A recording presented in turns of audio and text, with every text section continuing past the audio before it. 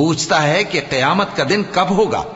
سو جب آنکھیں چندھیا جائیں اور چاند گہنا جائے اور سورج اور چاند جمع کر دیے جائیں، اس دن انسان کہے گا کہ کہاں ہے بھاگنے کی جگہ؟ کہیں نہیں، کوئی جائے پناہ نہیں۔ اس روز تمہارے پروردگار ہی کے پاس تمہیں جا ٹھہرنا ہے۔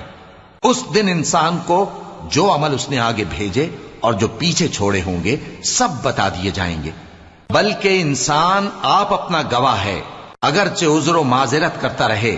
اور اے پیغمبر صلی اللہ علیہ وآلہ وسلم، وحی کے پڑھنے کے لیے اپنی زبان کو تیز تیز حرکت نہ دیا کرو کہ اس کو جلد سیکھ لو۔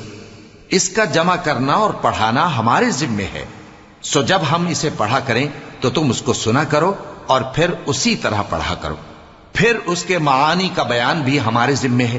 مگر لوگو، تم دنیا کو دوست رکھتے ہو اور آخرت کو چھوڑے دیتے ہو۔